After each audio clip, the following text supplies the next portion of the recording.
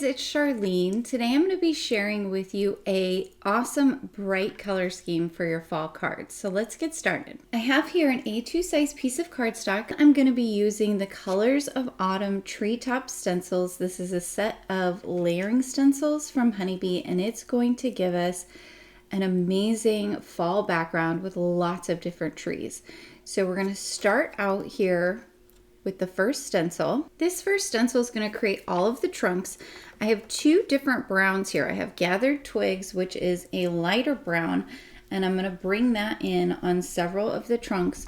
And then I'm going to bring in Walnut Stain on some of the trunks, which is a darker brown. So there's no real rhyme or reason about which trunks I am choosing to do which color.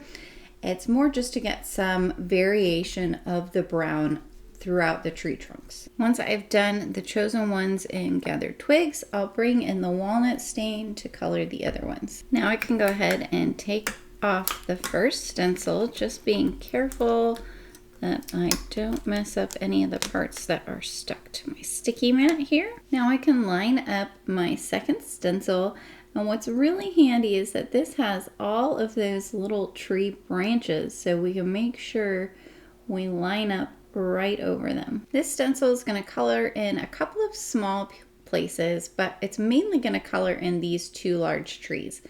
Now, something to keep in mind when you are using your blending brush over these areas where the tree branches are, you don't want to rub too hard because you don't want to bend those fine little stencil details. For these trees, I'm going to use mustard seed and spiced marmalade. So we have a bright yellow and a bright orange. I'll start out with my yellow, and I'm going to bring my yellow up from the bottom and towards the center of the trees. For this top right hand tree, I'm just going to bring in a little bit of yellow. And for these two other trees, I'm not going to bring in any yellow because I'm going to use my orange there. Now I can use the spiced marmalade, and I'm going to work my way around the trees and blend into our yellow ink. So you can see I'm not putting very much ink on my brush, and I'm not pressing very hard. Now I'll bring in the orange towards the yellow for our top right hand tree, and I'll bring in the orange for these two small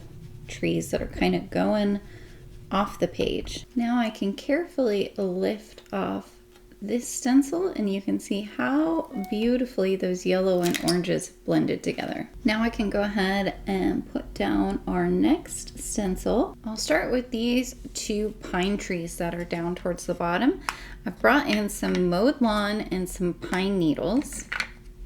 I'll start with my mowed lawn, and I am going to do an all over of these pine trees with the mowed lawn. Once I've done the all over, I'm going to pick up some of the pine needles, which is more of a bluish green, and I'll get a little bit on my brush, and I'm going to sweep it back and forth in between the two sections of the tree. This is going to give me some really nice shading. I'll also sweep it along the top as well as along the bottom. I'll repeat that process for our other pine tree. Next, for these two top trees, I wiped off my green brush, and I'm going to use some mowed lawn, and I'm going to do what we did with the yellow on these first trees. I'm going to bring that green in from the bottom and towards the center. Now I'm going to use the mustard seed, and I'm going to do the same thing that we did earlier with the spiced marmalade, and this time I'll bring yellow down into the green. So this all plays really well together because you have the yellow here, here, and here, and then the green and the orange contrasting against each other. So I'll go ahead and remove this layer, and you can see all those beautiful colors mixing together. This is the third layer of the stencil, so I'll line this up. This stencil is going to color these two tree tops, as well as a tiny little bit of a tree here and a tiny little bit of a tree here. I'm going to use Spiced Marmalade, Abandoned Coral, and Candied Apple, which is a really beautiful blend because you've got a bright orange, kind of muted coral, and then a bright red. So we'll start with our orange, and I'm only going to bring in a little bit of that orange along the bottoms. Not very much, just enough to give you a little hint of orange on these. And I'm not going to add anything to our too small. Now I'll bring in our abandoned coral, and I'm going to run my brush kind of right along the center here and into the orange. And I'll do the same thing for this one. And then these two small ones, I'll bring in that abandoned coral all the way. Then I'll shift into my candied apple, which is going to be that bright pop of red.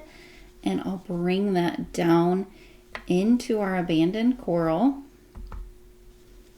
And I might even bring a little tiny bit from the edges. I'll do the same thing for this tree down here. And I'll bring in a little bit of the candied apple on the edges of these ones that we colored in the abandoned coral. Now I can take off the treetops number 3 stencil. Ooh, those colors are starting to look so good. Then I'll bring in treetops 4 and line this one up. I have here candied apple and seedless preserves, and I'm going to work on these 2 trees. So I'll bring the candied apple in from the bottom up towards the center.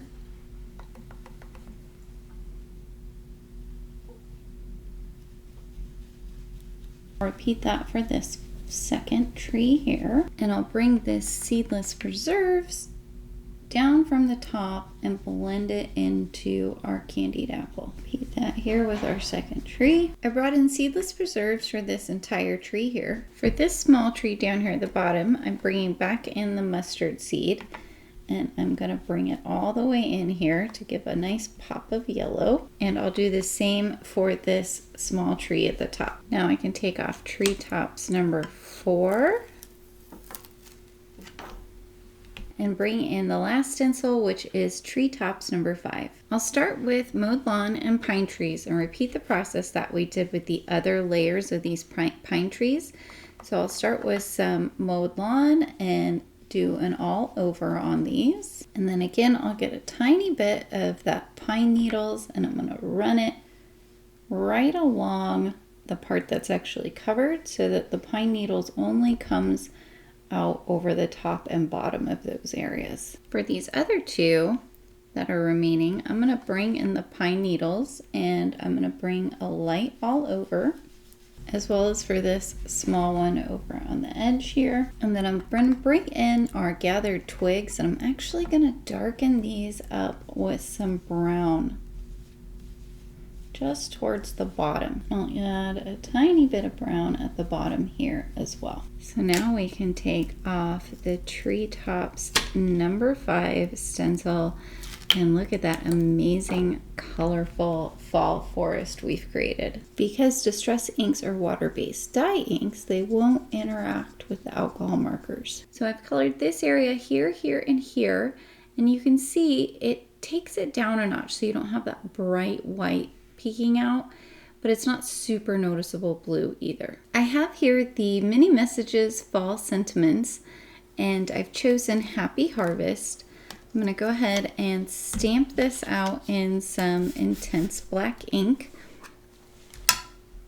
Because this is a fairly small stamp, I'm going to be really careful when I am putting my ink onto the stamp to not press very hard, and also very careful when I press my stamp onto the paper. That will help ensure I keep that lettering. I'll cut this out with the coordinating Mini Messages die. Off camera, I use the Great Greetings Everyday word dies. These are awesome. You have this beautiful thin shadow die that goes with the word die. And you have congrats, thanks, hello, and happy. So really good to keep around, and they go great with those mini messages. Next, I'm going to trim down about 1/8 of an inch all the way around my panel.